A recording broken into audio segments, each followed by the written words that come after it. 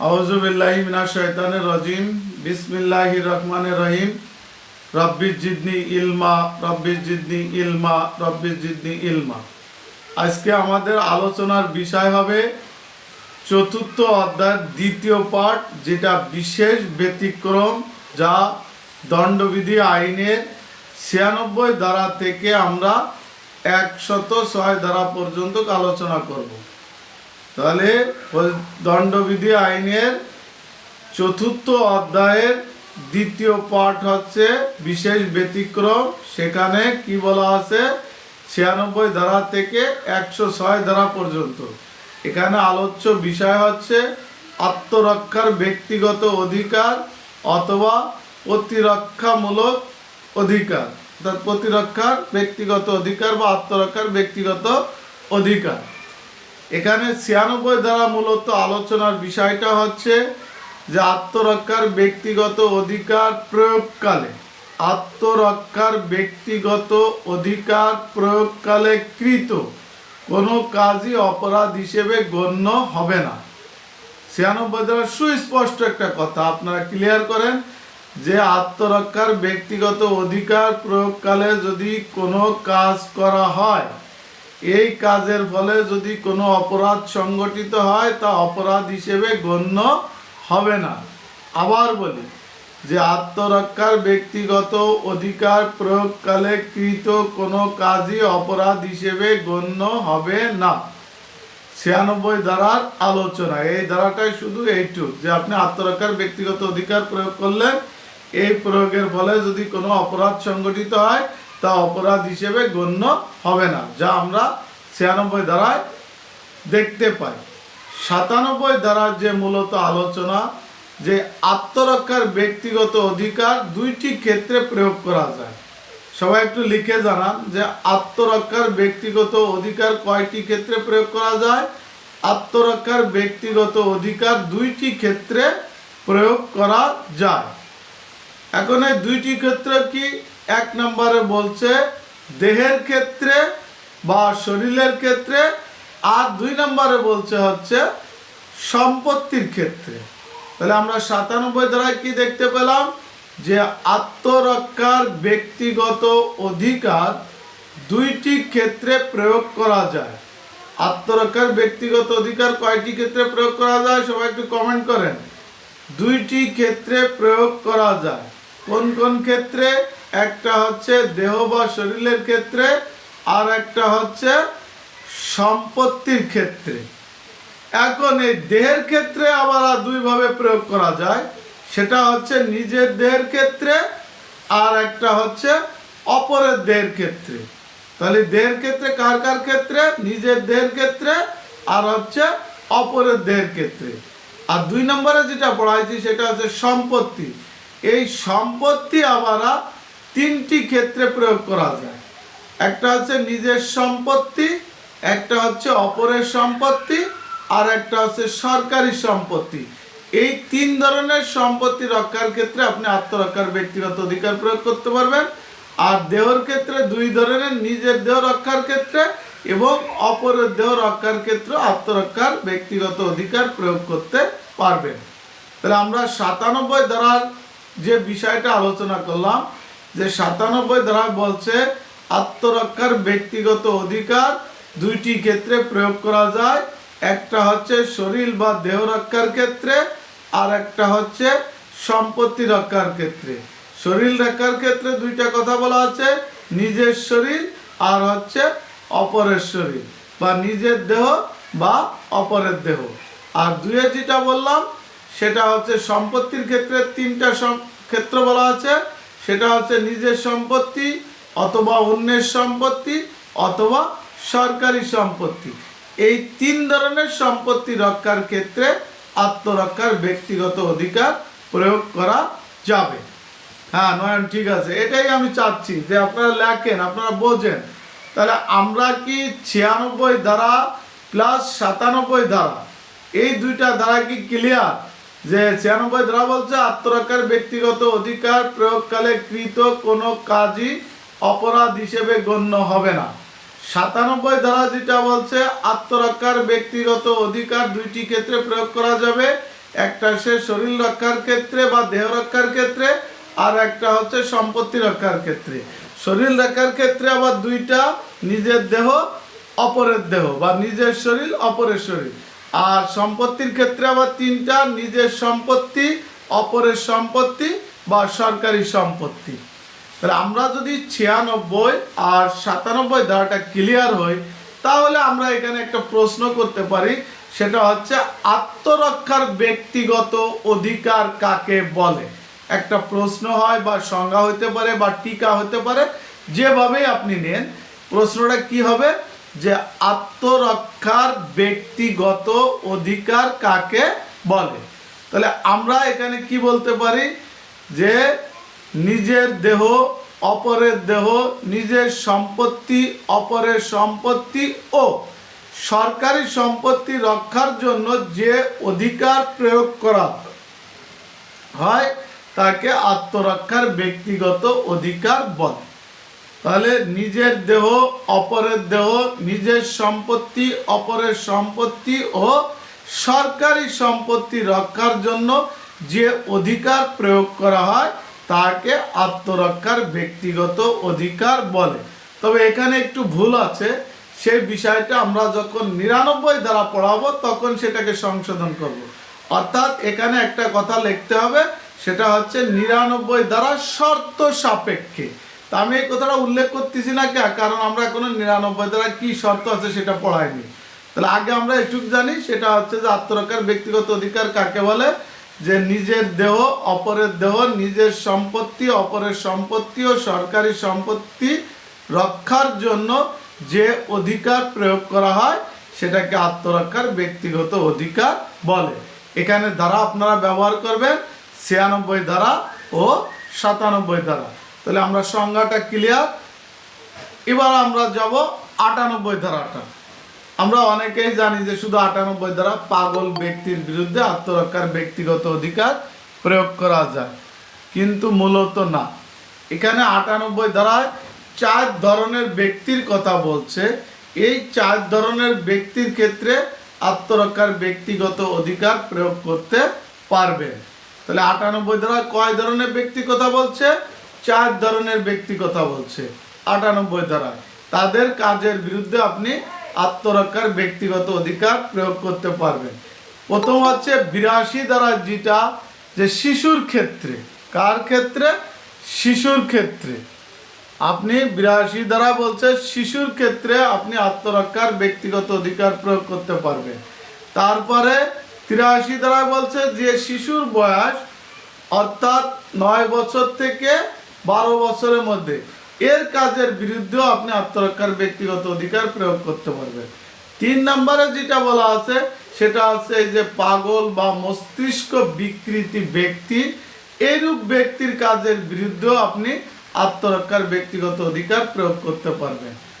আর 4 যেটা বলা আছে সেটা হচ্ছে যে ব্যক্তি পাগল না, যে ব্যক্তি মাতাল, এই মাতালের কাজের বিরুদ্ধেও আপনি আত্মরক্ষার ব্যক্তিগত অধিকার প্রয়োগ করতে পারবেন, যেটা 98 ধারা। তাহলে 98 ধারা মূলত আলোচনা হচ্ছে শিশু যার বয়স 9 বছরের 7 বছরের কম এবং যার বয়স 9 থেকে 12, পরিপূর্ণ জ্ঞান যার হয়নি, এরূপ শিশুর বিরুদ্ধে। তারপরে পাগল বা মস্তিষ্ক ব্যক্তির বিরুদ্ধে, আর হচ্ছে মাতাল, এর বিরুদ্ধে আপনি আত্মরক্ষার ব্যক্তিগত অধিকার প্রয়োগ করলে আপনার কোনো অপরাধ হবে না। কত ধারা? 98 ধারা। আমরা কি 98 ধারাটা ক্লিয়ার?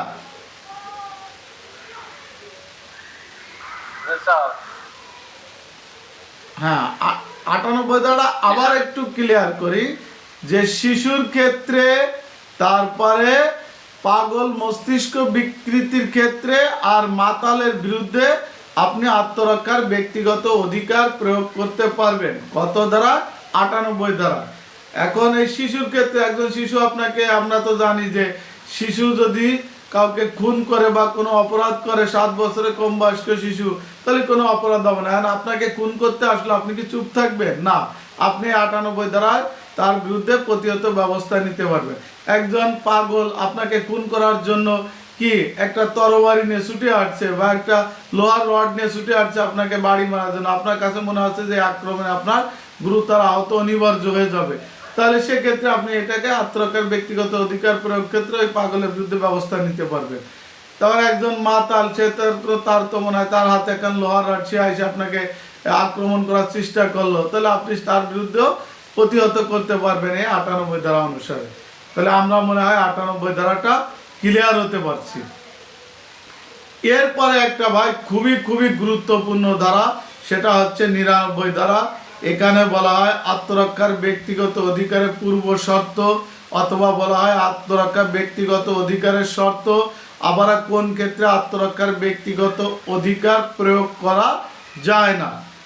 এই ধরনের প্রশ্ন আসে। যদি আপনাকে আসলো যে আত্মরক্ষার ব্যক্তিগত পূর্ব শর্ত কি আলোচনা করো, তাহলে ৯৯ ধারা। বা আত্মরক্ষার ব্যক্তিগত অধিকারের শর্ত সমূহ আলোচনা করো, তাও এই ৯৯ ধারা। যদি বলে কোন ক্ষেত্রে আত্মরক্ষার ব্যক্তিগত অধিকার প্রয়োগ করা যায় না, তাও এই ৯৯ ধারা।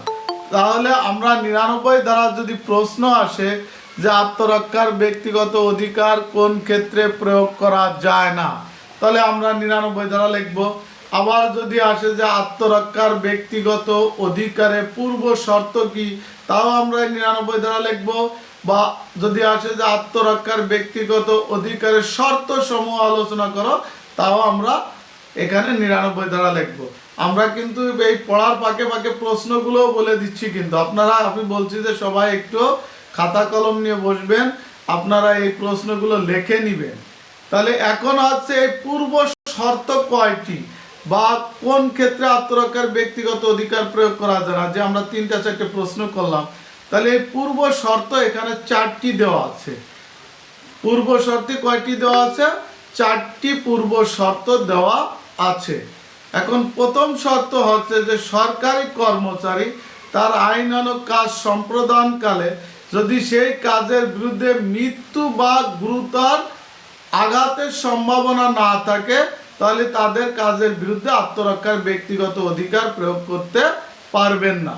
অর্থাৎ একজন সরকারি কর্মচারী সে ন্যায়সঙ্গতভাবে এই কাজ করতে সে আইনত বাধ্য, এবং সেই কাজের ভিতরে কোনো মৃত্যু বা গুরুতর আঘাতের সম্ভাবনা নাই, তাহলে ওই কাজের বিরুদ্ধে অ্যাজ আর পাবলিক হিসেবে আপনি কি আত্মরক্ষার ব্যক্তিগত অধিকার প্রয়োগ করতে পারবেন না।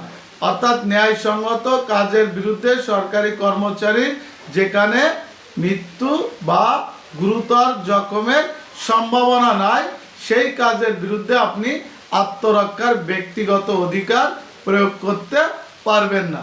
এটা হচ্ছে প্রথম শর্ত। দ্বিতীয় শর্তটাও ঠিক সেম, এখানে সরকারি কর্মচারীর নির্দেশক্রমে অন্য কোনো ব্যক্তি। তাহলে এখানে কি বলছে যে যদি কোনো সরকারি কর্মচারী নির্দেশক্রমে অন্য কোনো ব্যক্তি যাকে ক্ষমতা দেওয়া হয়েছে সেই ব্যক্তির কাজের বিরুদ্ধে যদি মৃত্যু বা গুরুতর আঘাতের সম্ভাবনা না থাকে, তাহলে সে কাজের বিরুদ্ধেও আপনি আত্মরক্ষার ব্যক্তিগত অধিকার প্রয়োগ করতে পারবেন না। এখন এটার একটা আমরা সাপোজ উদাহরণ দিই, অনেকে বোঝেন না। দেখবেন যে গ্রেপ্তারি পরোয়ানা অনেক ক্ষেত্রে পুলিশের পাশাপাশি সাধারণ জনগণের উপরও দেওয়া হয়, যা আমরা ফৌজদারি কার্যবিধি আইনের ৭৮ দ্বারা দেওয়া আছে যে জমির মালিক, কৃষক অথবা জমির প্রতিনিধি যারা আছে এদের বরাবরও কি গ্রেপ্তারি পরোয়ানা প্রেরণ করা হয়।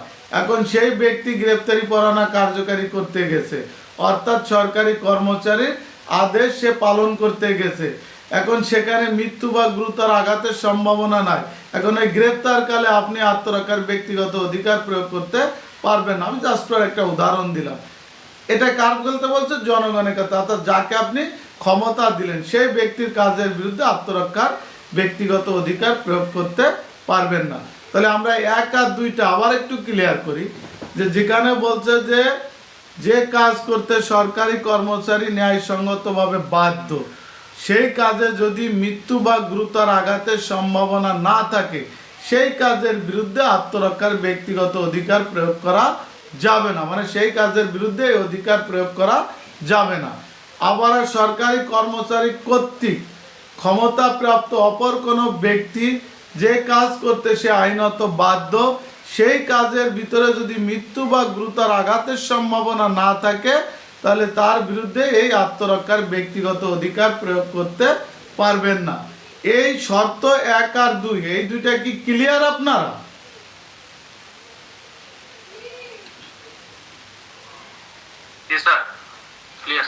বাকি সবাই? জি, সবাই ক্লিয়ার। তাহলে আর দ্বিতীয় আর তৃতীয় শর্ত একেবারে সোজা।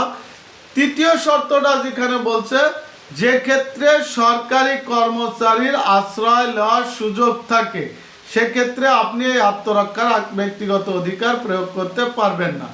অর্থাৎ আপনি পুলিশের সাহায্য নেওয়ার সুযোগ আছে, বা আপনি অন্য কোনো বাহিনীর সাহায্য নেওয়ার সুযোগ আছে, অর্থাৎ সরকারি কর্মচারীর সাহায্য নেওয়ার সুযোগ আছে, এরূপ কাজের ক্ষেত্রে আপনি আত্মরক্ষার ব্যক্তিগত অধিকার প্রয়োগ করতে পারবেন না, যেটা শর্ত 3-এ বলা আছে।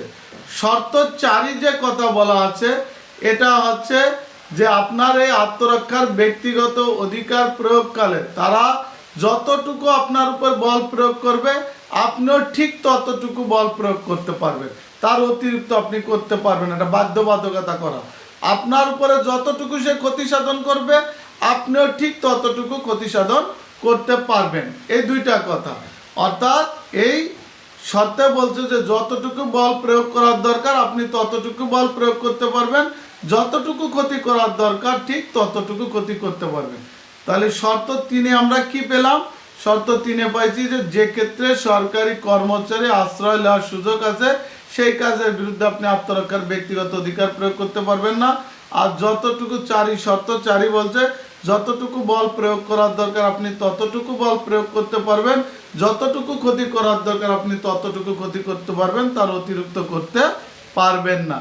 এই ছিল হচ্ছে আমাদের পূর্ব শর্ত 4টি বা শর্ত সমূহ 4টি, বা এই কাজের বিরুদ্ধে আপনি আত্মরক্ষার ব্যক্তিগত অধিকার প্রয়োগ করতে পারবেন না।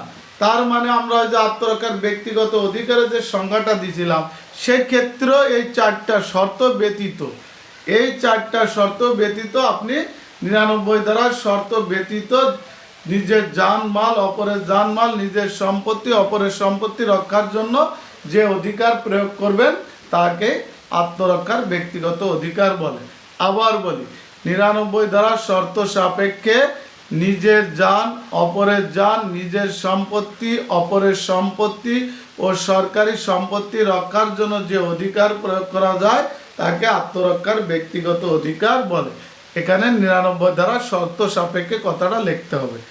আর আমাদের এই যে শর্ত সমূহ 4টে কি, যে সরকারি কর্মচারীর আইনসঙ্গত কাজে যদি মৃত্যু বা গুরুতর আঘাতের সম্ভাবনা না থাকে, সেই কাজের বিরুদ্ধে আপনি আত্মরক্ষার ব্যক্তিগত অধিকার প্রয়োগ করতে পারবেন না, বা এই অধিকার প্রয়োগ করতে পারবেন না। দ্বিতীয় শর্ত হচ্ছে সরকারি কর্মচারীর ক্ষমতা বলে অপর কোনো ব্যক্তির যে কাজের বিরুদ্ধে মৃত্যু বা গুরুতর আঘাতের সম্ভাবনা নাই, সেই কাজের বিরুদ্ধেও আপনি আত্মরক্ষার ব্যক্তিগত অধিকার প্রয়োগ করতে পারবেন না। তৃতীয় শর্ত যেটা পড়াইছি সেটা হচ্ছে যে ক্ষেত্রে সরকারি কর্মচারী আশ্রয় নেওয়ার সুযোগ আছে, সেই কাজের বিরুদ্ধে আপনি আত্মরক্ষার ব্যক্তিগত অধিকার প্রয়োগ করতে পারবেন না। চতুর্থ শর্ত হচ্ছে যে যতটুকু বল প্রয়োগ করার দরকার ততটুকু বল প্রয়োগ করবেন, তার অতিরিক্ত বল প্রয়োগ করতে পারবেন না। যতটুকু ক্ষতি সাধন করার দরকার ঠিক ততটুকু ক্ষতি সাধন করতে পারবেন, তার অতিরিক্ত করতে পারবেন না। তাহলে আমরা 96, 97, 98, 99 এই 4টা ধারা কি ক্লিয়ার? তাহলে আমরা 100 ধারায় যাব। জি স্যার, ক্লিয়ার। Clear sir.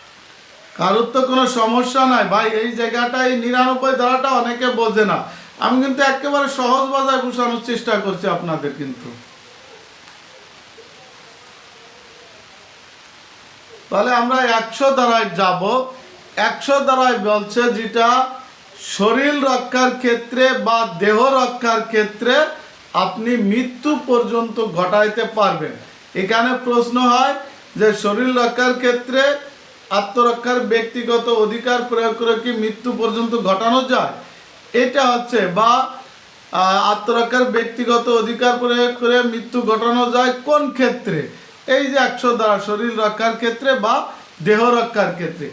এইখানে আবার আপনার 6টা শর্ত আছে। এই 6টা কাজের জন্য আপনি কি করতে পারবেন? মৃত্যু পর্যন্ত ঘটাইতে পারবেন। স্যার আমি তো কথা বলতে পারছি না, কিভাবে বলবো? আপনার এখানে ভাই এই যে দেখেন একটা দেওয়া আছে, মাউথ স্পিকার আছে, আপনি মাউথ স্পিকারটা অন করেন, আপনি কথা বলতে পারবেন। ঠিক আছে, তাহলে এখানে যেটা বলা আছে সেটা হচ্ছে যে কয়টি ক্ষেত্রে আত্মরক্ষা দেহ রক্ষার ক্ষেত্রে আপনি মৃত্যু পর্যন্ত ঘটাইতে পারবেন? 6টি ক্ষেত্রে। এই বিষয়গুলো আগে ক্লিয়ার করতে হবে। ওখানে 4টি, এখানে 6টি, তাহলে যাতে আপনার ভুল না হয়। কয়টি ক্ষেত্রে? 6টি ক্ষেত্রে। এখন প্রথমত যেটা বলা আছে এখানে, প্রথমত, দ্বিতীয়ত, তৃতীয়ত, চতুর্থত, পঞ্চমত, ষষ্ঠ, এইভাবে কিন্তু লিখতে হবে। 1 2 3 এভাবে লিখলে হবে না। তাহলে এখানে প্রথমত যে কথাটা বলা আছে যে এমন আক্রমণ, নট আঘাত।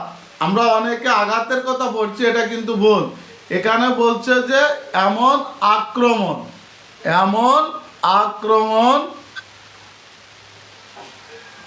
এমন আক্রমণ যার ফলে এইরূপ আশঙ্কা সৃষ্টি হয় যে আপনার মৃত্যু অনিবার্য। আমরা এই যে আঘাত আর আক্রমণ, এটা সামনে পড়ব।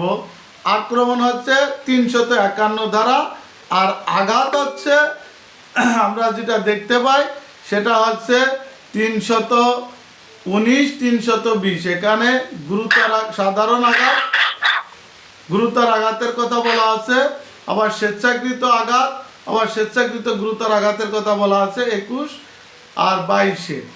তাহলে এইখানে যেটা বলা হয়েছে এমন আক্রমণ যার ফলে আপনার মৃত্যু অনিবার্য, আমরা শর্টে বলি এমন আক্রমণ যার ফলে মৃত্যু অনিবার্য, সেক্ষেত্রে আপনি আত্মরক্ষার ব্যক্তিগত অধিকার প্রয়োগ করিয়া মৃত্যু ঘটাইতে পারবেন। এটা হচ্ছে প্রথমত। দ্বিতীয়ত সেম একই কথা, সেটা বলছে যে এমন আক্রমণ যার ফলে গুরুতর আহত অনিবার্য। এমন আক্রমণ যার ফলে গুরুতর আহত অনিবার্য, সে কাজের বিরুদ্ধে আপনি কি করতে পারবেন? মৃত্যু পর্যন্ত ঘটাইতে পারবেন। তৃতীয়তে বলছে ধর্ষণের উদ্দেশ্যে। কিসের উদ্দেশ্যে? ধর্ষণের উদ্দেশ্যে কি আঘাত, ধর্ষণের উদ্দেশ্যে আক্রমণ বা হামলা করে। ধর্ষণের উদ্দেশ্যে যদি কেউ আক্রমণ বা হামলা করে, তার বিরুদ্ধে আপনি আত্মরক্ষার ব্যক্তিগত অধিকার প্রয়োগ করিয়া মৃত্যু ঘটাইতে পারবেন। অর্থাৎ একটা নারীকে যদি কেউ ধর্ষণের চেষ্টা করে, সে নিজেকে বাঁচার জন্য তার পাশে থাকা, এরকম একটা প্রশ্ন হয়, ল্যাম্প পড়ছিল, তাতে ওই ব্যক্তির মাথায় আঘাত করে, সে ব্যক্তি মারা যায়।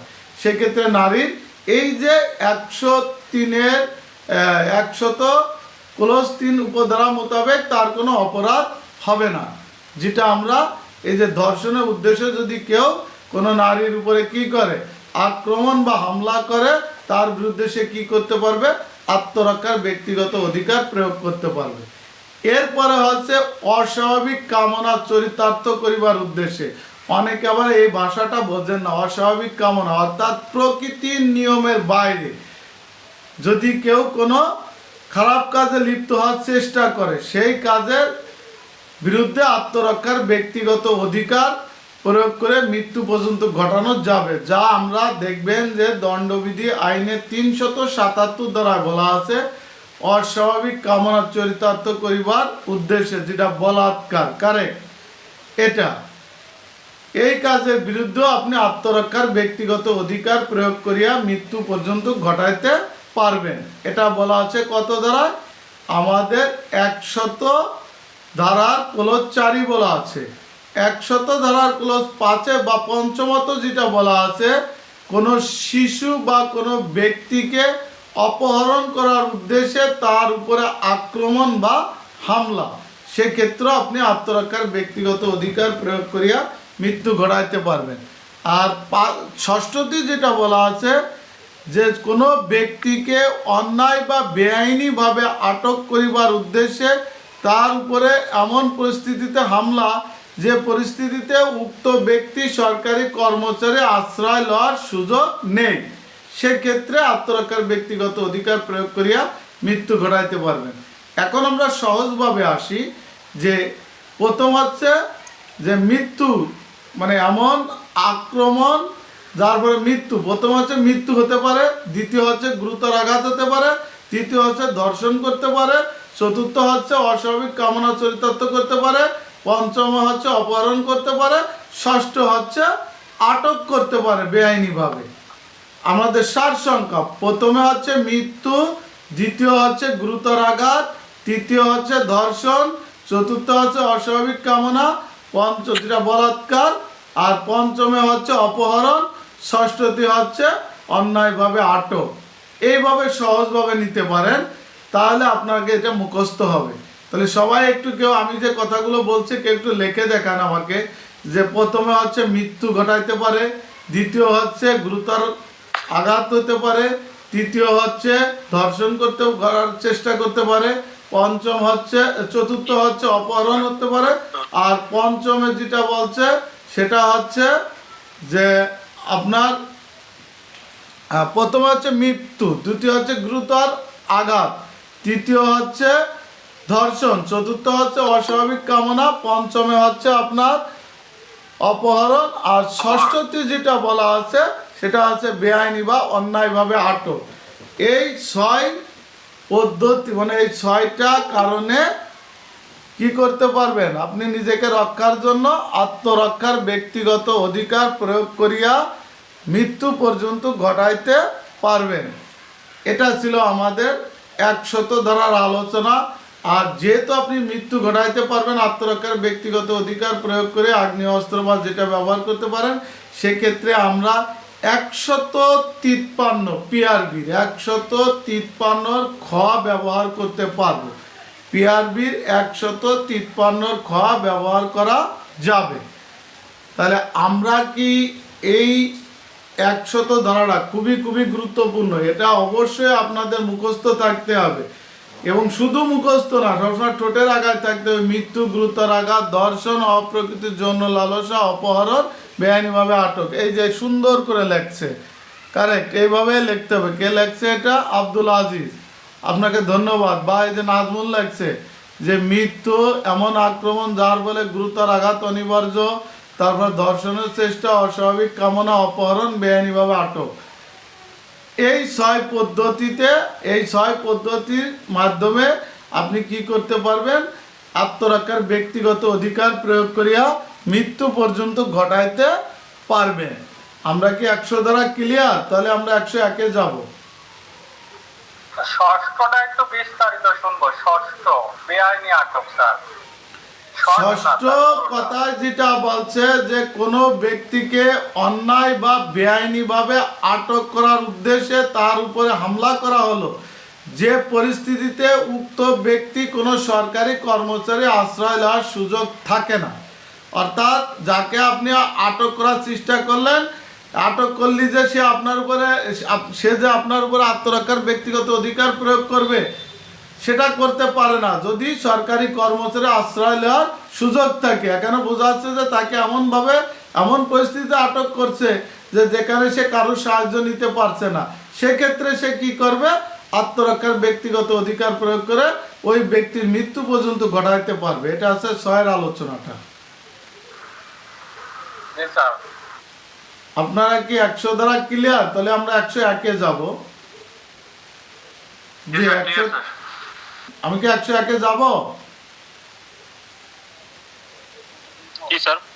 আচ্ছা, 101 দ্বারায় যেটা বলছে সেটা হচ্ছে যে আত্মরক্ষার ব্যক্তিগত অধিকার প্রয়োগকালে মৃত্যু ব্যতীত অন্য যে কোনো ক্ষতি সাধন করা যাবে। তার মানে কি, এই যে 100 দ্বারা যে 6টা কোটেশন আছে, এই 6টা কোটেশন ব্যতীত বাকি যদি কোনো ধরনের অপরাধ ওই ব্যক্তির সাথে সংগঠিত হয়, সেই ব্যক্তি তাকে মৃত্যু ব্যতীত যে কোনো ধরনের ক্ষতি সাধন করতে পারবে। এটা হচ্ছে 101 ধারার আলোচনা। অর্থাৎ 100 ধারার এই 6টার ক্ষেত্রে মৃত্যু ঘটাইতে পারবে। এর বাইরে যদি অন্য কোনো অপরাধমূলক কাজ ওই ব্যক্তির সাথে হয় দেহ রক্ষার ক্ষেত্রে, সেক্ষেত্রে তিনি কি করতে পারবেন, সেক্ষেত্রে তিনি অন্য কোনো ক্ষতি সাধন করতে পারবেন, যেটা আমরা 101 ধারায় দেখতে পাই। এবারে 102 ধারা যেটা, এই যে দেহ রক্ষার ক্ষেত্রে কখন এটা আরম্ভ হলো আর কখন এটা শেষ হলো, অর্থাৎ আরম্ভকাল বা স্মৃতিকাল, যে এটা প্রতিহত করার, আপনি যে কখন এটা প্রতিহত করবেন, এটা কখন আপনি শুরু করবেন আর কখন আপনি এটা শেষ করবেন। এখানে 102 দ্বারা যেটা বলা আছে যে দেহ রক্ষার ক্ষেত্রে যখন আক্রমণকারী ওই ব্যক্তির উপরে আক্রমণ চালাবে তখন থেকেই আপনি আক্রমণ প্রতিহত করতে পারবেন। যখন ওই ব্যক্তি আক্রমণ বন্ধ করে দিবে তখনও আপনি আক্রমণ বন্ধ করে দিতে হবে। তাহলে 102 দ্বারা আরম্ভ ও স্মৃতিকাল, যে আত্মরক্ষার ব্যক্তিগত অধিকার প্রয়োগের ক্ষেত্রে, দেহ রক্ষার ক্ষেত্রে কখন আত্মরক্ষার ব্যক্তিগত অধিকার প্রয়োগ করবেন তার আরম্ভকাল, আর কখন আপনি এটা বন্ধ করবেন তার স্মৃতিকাল সম্পর্কে আলোচনা করো। তাহলে আমরা 102 দ্বারায় কি দেখতে পেলাম, যে আত্মরক্ষার ব্যক্তিগত অধিকারে যখন ওই ব্যক্তির উপরে আক্রমণ চলবে তখন এটা সে আক্রমণের প্রতিহত করার সুযোগ পাবে, আর যখন সে আক্রমণ বন্ধ করে দিবে আপনিও আত্মরক্ষার ব্যক্তিগত অধিকার প্রয়োগ করা বন্ধ করে দিবে। অর্থাৎ যখন আপনার উপর আক্রমণ হলো আপনি শুরু করলেন, যখন সে বন্ধ করে দিল আপনিও বন্ধ করে দিলেন। এটা হচ্ছে 102 ধারার আলোচনা। আমরা 101, 102 কি ক্লিয়ার? স্যার 101 এর একটা উদাহরণ দিতে পারেন? 101 101-এর যেটা বলছে যে আমরা এখানে তো দর্শনের কথা বলছি, তারপরে এখানে বলছি যে আপনার যে খুনের কথা বলছি, গুরুতর আঘাতের কথা বলছি, তার পাশাপাশি আমরা কি বললাম যে অন্যায়ভাবে আটকের কথা বলছি। এখানে দর্শন বাদে যদি কাউকে শ্লীলতাহানির চেষ্টা করে, শ্লীলতাহানি তো বোঝেন যে কারো যদি শরীরে আঘাত করে সেক্ষেত্রে সে কি করতে পারে, এটার প্রতিহত হিসেবে সেও তার উপরে আক্রমণ করতে পারে, তবে সে আক্রমণটা যেন মৃত্যু না ঘটে, অন্য কোনো আক্রমণ করতে পারে, যে তাকে গুরুতর আঘাত করতে পারবে বা সাধারণ আঘাত করতে পারবে, যা তাকে চট থাপ্পড় মারতে পারবে। এটা বলা আছে যে মৃত্যু ব্যতীত অন্য যে কোনো ক্ষতি সাধন করতে পারবে, ওই 6টা কোটেশন বাদে যদি অন্য কোনো অপরাধ সংগঠিত হয়। এবার কি ক্লিয়ার আপনি? ক্লিয়ার। আচ্ছা, আর 102 দ্বারা হচ্ছে কখন আপনি এটা প্রতিহত করবেন, কখন এটা বন্ধ করবেন। হ্যাঁ, ওমর ফারুক কিছু বলছিলেন মনে হয়।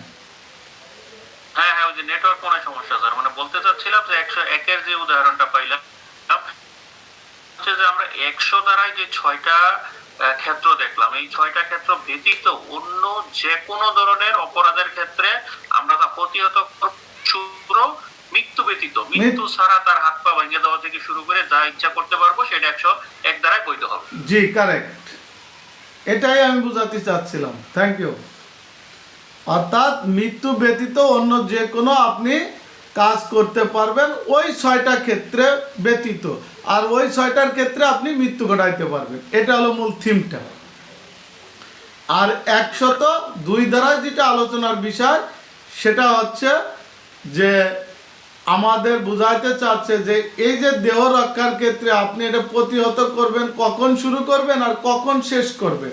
তাহলে যখন আক্রমণকারী আপনার উপর আক্রমণ শুরু করলো আপনিও তার উপরে আক্রমণ শুরু করবেন, যখন আক্রমণকারী আপনার উপরে আক্রমণ বন্ধ করে দিল আপনিও তার উপরে আক্রমণ বন্ধ করে দিলেন।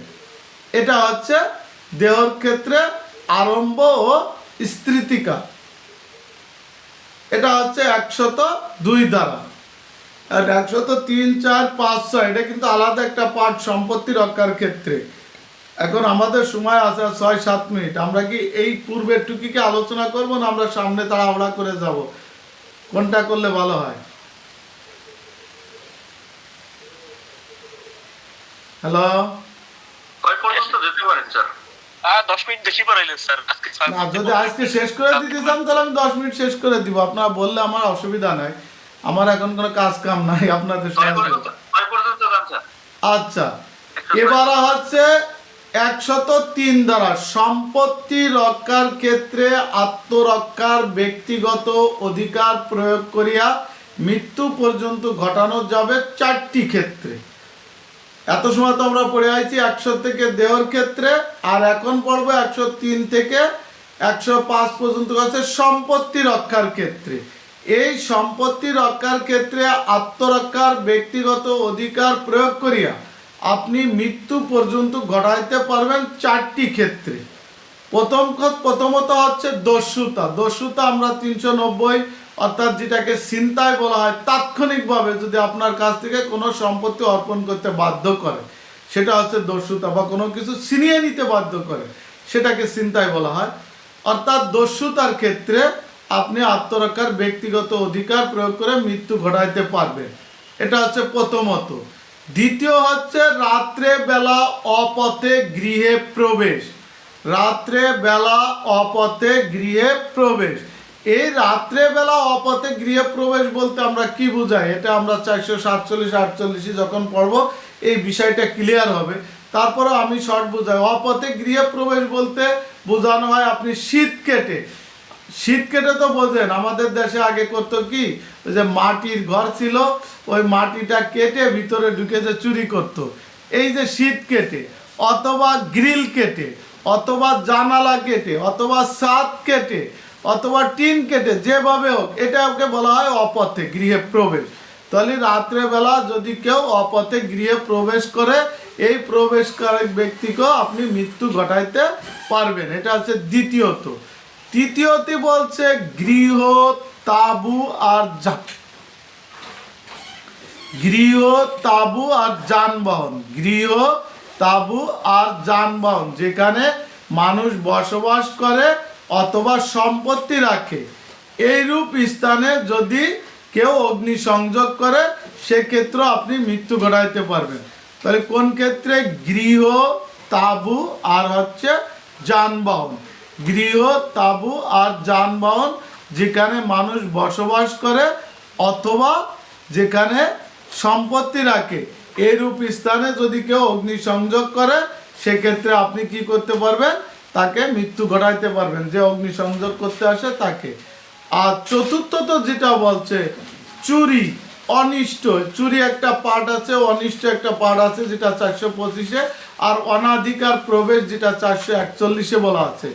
চুরি, অনিষ্ট, অনাধিকার প্রবেশকালে যদি পরিস্থিতি এমন হয় যে মৃত্যু বা গুরুতর আঘাতের সম্ভাবনা থাকে সেক্ষেত্রে আপনি তার মৃত্যু পর্যন্ত ঘটাইতে পারবেন।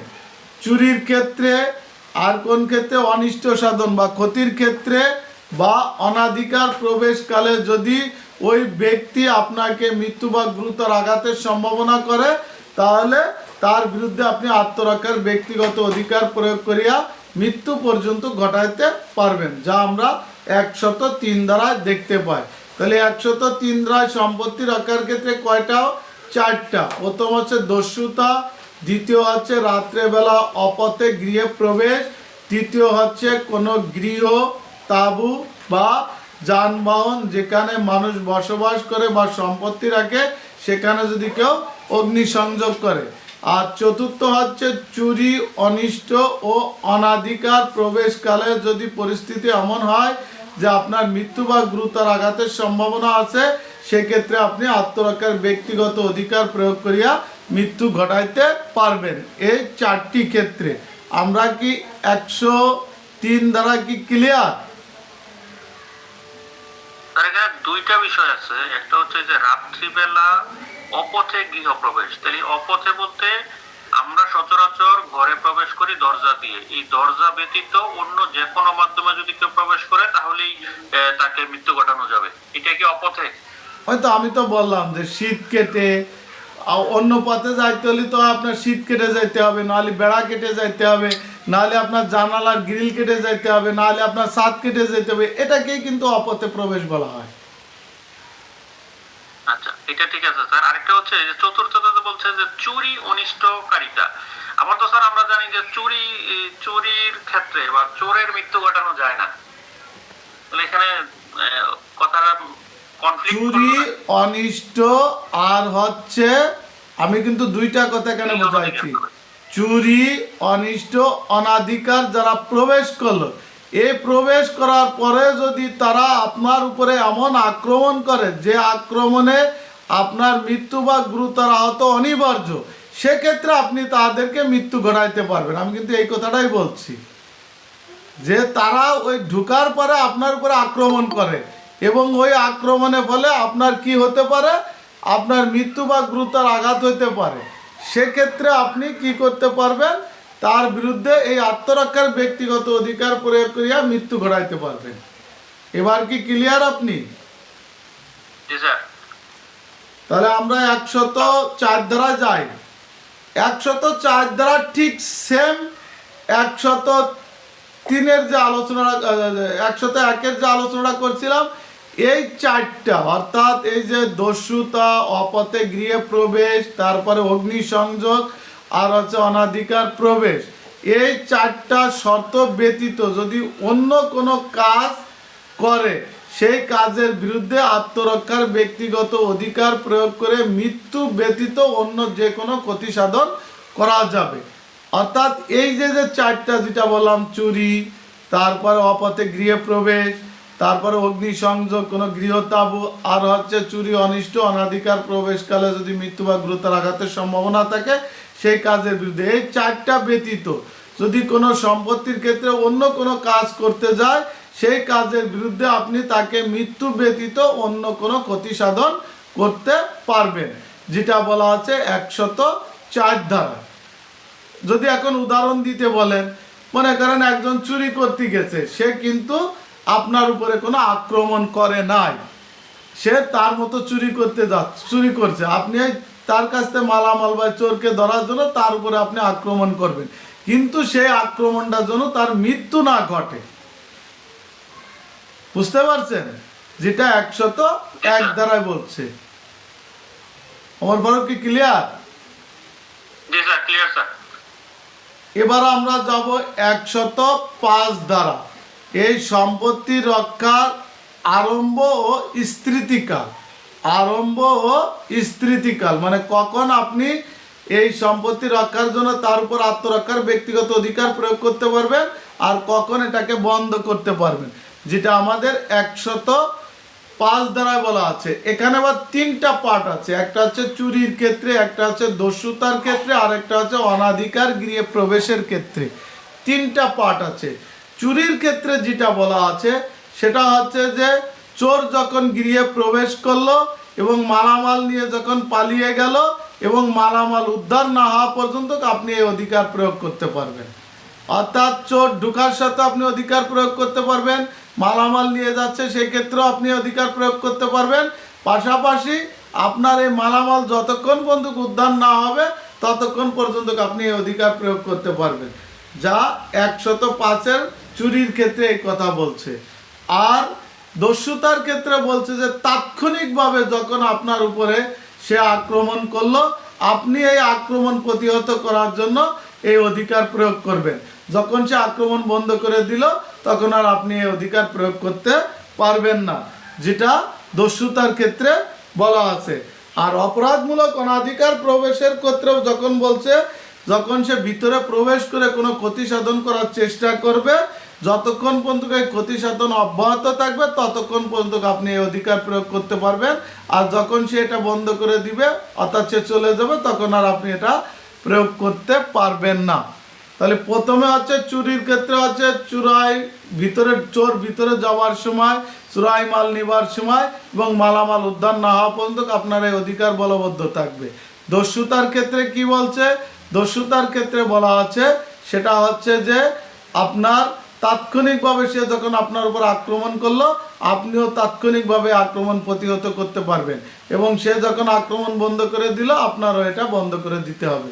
আর অনাধিকার প্রবেশের ক্ষেত্রে যখন সে ক্ষতি সাধন করার চেষ্টা করবে তখন এটা অব্যাহত থাকবে, যখন সে ক্ষতি সাধন করার চেষ্টা করবে না তখন এটা আপনার বন্ধ করে দিতে হবে। এটা ছিল 105-এর সম্পত্তি রক্ষার আরম্ভ ও স্মৃতিকালের কথা বলা আছে। আপনার কি এই জায়গাটা ক্লিয়ার? জি স্যার, এগুলো ক্লিয়ার। 106 ধারা, এই যে আমরা পড়ে আছি, নিরপরাধ ব্যক্তির আত্মরক্ষার ব্যক্তিগত অধিকার প্রয়োগকালে মৃত্যু ঘটাইলে তা অপরাধ হিসেবে গণ্য হবে না। অর্থাৎ কোনো নিরপরাধ ব্যক্তি বা কোনো নিরপরাধ ব্যক্তি বা কোনো শিশু অতি ক্ষতি সাধন হবার সম্ভাবনার ক্ষেত্রে যদি মারাত্মক আক্রমণের বিরুদ্ধে আপনি আত্মরক্ষার ব্যক্তিগত অধিকার প্রয়োগ করলেন, এই প্রয়োগকালে যদি ওই শিশুর বা ওই নির্দোষ ব্যক্তি যদি মৃত্যু হয় তাহলে আপনার কোনো অপরাধ হবে না। যেমন আমরা একটা উদাহরণ দিই যে আমরা সচরাচর পুলিশ হিসেবে তো আমরা বেআইনি সমাবেশ ছত্রভঙ্গ আর নির্দেশ পাওয়ার পর অবৈধ জনতার উপরে গুলি চালায়। এই গুলিতে দেখা গেছে ওখানে কিছু নির্দোষ লোক থাকতে পারে বা কোনো শিশু থাকতে পারে, তাদের উপরে এই গুলি লাগলে তারা যদি মারা যায় এই ক্ষেত্রে আপনার কোনো অপরাধ হবে না, যা আমরা 106 ধারায় 106 ধারায় কার কথা বলা আছে? নিরপরাধ ব্যক্তি অথবা শিশুর কথা বলা আছে। এইরূপ ব্যক্তি বা নিরপরাধ ব্যক্তি বা শিশুর ক্ষেত্রে যদি আক্রমণকারী আপনার উপর এমন কোনো আক্রমণ করে যে ওই আক্রমণ প্রতিহত করার জন্য আপনি তাদের উপর আক্রমণ করলেন এবং সে আক্রমণের ফলে এই নিরপরাধ ব্যক্তি বা শিশুর কোনো ক্ষতি সাধন হলে আপনার কোনো অপরাধ হবে না। উদাহরণ তো দিলাম যে কোনো বেআইনি জনতার বা ওটা থাক, আমরা আরেকটা উদাহরণ দিই যে 4-5 জন ব্যক্তি আপনার উপরে আপনাকে মানে মৃত্যু ঘটানোর জন্য আপনার উপর আক্রমণ করছে, আপনাকে মানে দৌড়াইতে আছে বা দৌড়াইতে আছে, আপনিও দৌড়াইতেছেন। এখন আপনি দেখছেন যে আর দৌড়ে পারতেছেন না, আপনার কাছে থাকা যে রিভলভার এ দিয়ে আপনি তার উপর আক্রমণ করলেন, কিন্তু পাশে থাকা একটা শিশু লক্ষ্যভ্রষ্ট হয়ে সেই শিশুকে গুলি লাগলো, সে মারা গেল। এক্ষেত্রে আপনার কোনো অপরাধ হবে না। আপনি আপনার নিজেকে রক্ষা করার জন্য গুলি করছেন, এই গুলির ফলে যদি কোনো শিশুর মৃত্যু ঘটে বা কোনো নির্দোষ ব্যক্তির মৃত্যু ঘটে সেক্ষেত্রে আপনার কোনো অপরাধ হবে না, যা আমরা 106 ধারা আলোচনায় দেখতে পাই। আমরা কি 106 ধারা ক্লিয়ার? তাহলে আমরা শুরুতে একটু আর 5-7টা মিনিট আপনাদের কাছে সময় নিই। আমরা যেটা আলোচনা করছি এটা একটু সার সংক্ষেপ আমরা একটু আপনাদের সাথে আলোচনা করি। প্রথম আলোচনা ছিল 96 ধারা, যে আত্মরক্ষার ব্যক্তিগত অধিকার প্রয়োগকালে কৃত কোনো কাজই অপরাধ হবে না, 96 ধারা আলোচনা। 97 ধারা, আত্মরক্ষার ব্যক্তিগত অধিকার দুইটি ক্ষেত্রে প্রয়োগ করা যাবে, একটা হচ্ছে দেহর ক্ষেত্রে আর একটা হচ্ছে সম্পত্তির ক্ষেত্রে। দেহের ক্ষেত্রে বলতে নিজের দেহ অপরের দেহ, সম্পত্তির ক্ষেত্রে বলছে নিজের সম্পত্তি অপরের সম্পত্তি আর সরকারি সম্পত্তির কথা বলা হয়েছে। এরপরে যেটা বলা আছে 98 ধারা, এখানে 4টি ক্ষেত্রে আপনি আত্মরক্ষার ব্যক্তিগত অধিকার প্রয়োগ করতে পারবেন। প্রথম হচ্ছে আপনাকে যেটা বলা আছে সেটা হচ্ছে যে কোনো শিশুর ক্ষেত্রে, তারপরে হচ্ছে 12 বছরের কোনো 9 বছরের ঊর্ধ্বে এখানে কোনো শিশুর ক্ষেত্রে, আর পাগল মস্তিষ্ক বিকৃতি ব্যক্তির ক্ষেত্রে, আর একটা হচ্ছে যে আপনার মাতাল ব্যক্তির ক্ষেত্রে আপনি আত্মরক্ষার ব্যক্তিগত অধিকার প্রয়োগ করতে পারবেন, যেটা আমরা কত ধারা দেখতে পাই? আমরা এটা 98 ধারা দেখতে পাই। 99 ধারা হচ্ছে আত্মরক্ষার ব্যক্তিগত অধিকারের পূর্ব শর্ত বা যে ক্ষেত্রে আত্মরক্ষার ব্যক্তিগত অধিকার প্রয়োগ করা যায় না। এখানে 4টি শর্তের কথা বলা আছে। প্রথম শর্ত হচ্ছে সরকারি কর্মচারী যে কাজ করতে সে আইনত বাধ্য, এরূপ কাজে যদি মৃত্যু বা গুরুতর জখমের সম্ভাবনা না থাকে সেই কাজের বিরুদ্ধে আপনি আত্মরক্ষার ব্যক্তিগত অধিকার প্রয়োগ করতে পারবেন না। দ্বিতীয়ত হচ্ছে সরকারি কর্মচারী ক্ষমতা বলে অপর কোনো ব্যক্তি যাকে ক্ষমতা দেওয়া হয়েছে তার কাজের বিরুদ্ধে যদি মৃত্যু বা গুরুতর আঘাতের সম্ভাবনা না থাকে সেই কাজের বিরুদ্ধেও আপনি আত্মরক্ষার ব্যক্তিগত অধিকার প্রয়োগ করতে পারবেন না। তারপরে তৃতীয়তে বলছে যে যে ক্ষেত্রে সরকারি কর্মচারী আশ্রয় নেওয়ার সুযোগ থাকবে সেই কাজের বিরুদ্ধেও আপনি আত্মরক্ষার ব্যক্তিগত অধিকার প্রয়োগ করতে পারবেন না। চতুর্থতে যেটা আমরা পড়াইছি যে যতটুকু বল প্রয়োগ করার দরকার ততটুকু বল প্রয়োগ করবেন, তার অতিরিক্ত বল প্রয়োগ করতে পারবেন না। যতটুকু ক্ষতি সাধন করার দরকার ততটুকু ক্ষতি সাধন করবেন, তার অতিরিক্ত ক্ষতি সাধন করতে পারবেন না। এই ছিল 99 ধারা 4টি শর্ত। 100 ধারায় বলছে দেহ রক্ষার ক্ষেত্রে আপনি আত্মরক্ষার ব্যক্তিগত অধিকার প্রয়োগ করিয়া 6টি ক্ষেত্রে মৃত্যু পর্যন্ত ঘটাইতে পারবেন। প্রথমে হচ্ছে এমন আক্রমণ যার ফলে আপনার মৃত্যু অনিবার্য, সেক্ষেত্রে আপনি আত্মরক্ষার ব্যক্তিগত অধিকার প্রয়োগ করে মৃত্যু ঘটাইতে পারবেন। এমন আক্রমণ যার ফলে আপনার গুরুতর আহত অনিবার্য, সেক্ষেত্রেও আপনি আত্মরক্ষার ব্যক্তিগত অধিকার প্রয়োগ করে মৃত্যু ঘটাইতে পারবেন। তৃতীয় বলছে ধর্ষণের উদ্দেশ্যে আক্রমণ বা হামলা, সেক্ষেত্রে আপনি আত্মরক্ষার ব্যক্তিগত অধিকার প্রয়োগ করে মৃত্যু ঘটাইতে পারবেন। চতুর্থতে বলছে অস্বাভাবিক কামনা চরিতার্থ করিবার উদ্দেশ্যে আক্রমণ বা হামলা, সেক্ষেত্রে আপনি আত্মরক্ষার ব্যক্তিগত অধিকার প্রয়োগ করে মৃত্যু ঘটাইতে পারবেন। পঞ্চমতে হচ্ছে শিশু বা ব্যক্তি হরণের উদ্দেশ্যে আক্রমণ বা হামলা, সেক্ষেত্রে আপনি আত্মরক্ষার ব্যক্তিগত অধিকার প্রয়োগ করে মৃত্যু ঘটাইতে পারবেন। পঞ্চমে যেটা বলা আছে, ষষ্ঠতে যেটা বলা আছে, অন্যায় বা বেআইনিভাবে আটক করিবার উদ্দেশ্যে আপনার উপরে আক্রমণ বা হামলা, যে পরিস্থিতিতে আপনি সরকারি কর্মচারী আশ্রয় লওয়ার সুযোগ পাবেন না, সেক্ষেত্রে আপনি আত্মরক্ষার ব্যক্তিগত অধিকার প্রয়োগ করে মৃত্যু ঘটাইতে পারবেন। আর এর সাথে আমরা পিআরবির 153 খ ব্যবহার করতে পারি। এরপরে এই 6টা ব্যতীত আপনার উপরে যদি অন্য কোনো আক্রমণ বা হামলা হয়, সেক্ষেত্রে আপনি মৃত্যু ব্যতীত অন্য যে কোনো ধরনের ক্ষতি সাধন করতে পারবেন। যা 101 ধারায় বলছে যে আত্মরক্ষার ব্যক্তিগত অধিকার প্রয়োগ করলে মৃত্যু ব্যতীত অন্য যে কোনো ক্ষতি সাধন করা যাবে। 101 ধারা। 102 ধারায় আমরা যেটা পড়লাম যে দেহ রক্ষার ক্ষেত্রে আরম্ভ স্থিতিকাল, অর্থাৎ আক্রমণকারী যখন আপনার উপর আক্রমণ করবে তখন আপনি আক্রমণ প্রতিহত করতে পারবেন, এবং যখন সে আক্রমণ বন্ধ করে দিবে আপনিও আপনার প্রতিহত বন্ধ করে দিবেন। এটা হচ্ছে 102 ধারার আলোচনা। 103 ধারা আমরা যেটা আলোচনা করছিলাম সেটা হচ্ছে সম্পত্তি রক্ষার ক্ষেত্রে আত্মরক্ষার ব্যক্তিগত অধিকার প্রয়োগ করিয়া মৃত্যু পর্যন্ত ঘটানো যাবে 4টি ক্ষেত্রে। কয়টি ক্ষেত্রে? 4টি ক্ষেত্রে। একটা হচ্ছে দস্যুতার ক্ষেত্রে, দ্বিতীয় হচ্ছে রাত্রেবেলা অপথে গৃহে প্রবেশের ক্ষেত্রে, তৃতীয় হচ্ছে কোনো গৃহ, তাঁবু বা যানবাহন যেখানে মানুষের বসবাসের করে বা সম্পত্তি রাখে সেখানে যদি কেউ অগ্নিসংযোগ করে, চতুর্থ হচ্ছে চুরি, অনিষ্ট, অনাধিকার পরিবেশ, যে পরিস্থিতিতে আপনার উপরে আক্রমণ করে যার ফলে মৃত্যু বা গুরুতর আহত অনিবার্য, সেই কাজের বিরুদ্ধে আপনি আত্মরক্ষার ব্যক্তিগত অধিকার প্রয়োগ করিয়া মৃত্যু পর্যন্ত ঘটাইতে পারবেন। এখানেও আপনি 153 ক্লোজ খ ব্যবহার করতে পারবেন। এরপরে আমরা পড়াইছি 104 দ্বারা, যে এই 4টা শর্ত ব্যতীত সম্পত্তি রক্ষার ক্ষেত্রে অন্য কোনো যদি কোনো ক্ষতি সাধন হয় সেই কাজের বিরুদ্ধে আপনি আত্মরক্ষার ব্যক্তিগত অধিকার প্রয়োগ করে মৃত্যু ব্যতীত অন্য যে কোনো ক্ষতি সাধন করতে পারবেন। এখানে মূলত আলোচনা ছিল যে সম্পত্তি রক্ষার ক্ষেত্রে মৃত্যু ব্যতীত যে কোনো ক্ষতি সাধন করা যাবে, যেটা 104 ধারা আলোচনা। 105 ধারা যেটা বলছে যে সম্পত্তি রক্ষার ক্ষেত্রে আরম্ভ ও স্থিতিকাল, তাহলে এখানে চুরির ক্ষেত্রে বলছে চোর যখন ঘরে প্রবেশ করবে তখন আপনি এটা শুরু করতে পারবেন, মালামাল নিয়ে যাওয়ার সময় আপনি এটা শুরু করতে পারবেন, অথবা মালামাল উদ্ধার না হওয়া পর্যন্ত আপনার এই অধিকার বলবৎ থাকবে। আর তারপর হচ্ছে দস্যুতার ক্ষেত্রে যখন তাৎক্ষণিকভাবে তারা আপনার সম্পত্তি অর্পণ করতে বাধ্য করে তখন আপনি এই অধিকার প্রয়োগ করতে পারবেন, যখন তারা এটা নিয়ে চলে যাবে তখন আপনার এই অধিকার বন্ধ হয়ে যাবে। আর অনাধিকার গৃহে প্রবেশের ক্ষেত্রে যখন তারা ক্ষতি সাধন করার চেষ্টা করবে তখন আপনার এই অধিকার প্রয়োগ করতে পারবেন, যখন তারা ক্ষতি সাধন বন্ধ করে দিবে তখন আপনার এই অধিকার বন্ধ হয়ে যাবে, যেটা আমরা 105 আলোচনায় দেখতে পাই। 106 দ্বারা যেখানে বলছে নিরপরাধ ব্যক্তি বা শিশুর ক্ষতি সাধন হওয়া জানা সত্ত্বেও যদি আত্মরক্ষার ব্যক্তিগত অধিকার প্রয়োগ করিয়া তাদের মৃত্যু ঘটে সেক্ষেত্রে আপনার কোনো অপরাধ হবে না আক্রমণকারীর আক্রমণ প্রতিহত করতে গিয়ে। যেমন আমরা একটা উদাহরণ দিয়েছিলাম যে অবৈধ জনতার উপরে ঊর্ধ্বতন কর্মকর্তার নির্দেশে যদি আপনি গুলি চালান, সেই গুলিতে যদি কোনো নির্দোষ ব্যক্তি বা কোনো শিশু যদি মৃত্যু ঘটে সেক্ষেত্রে আপনার অপরাধ হবে না।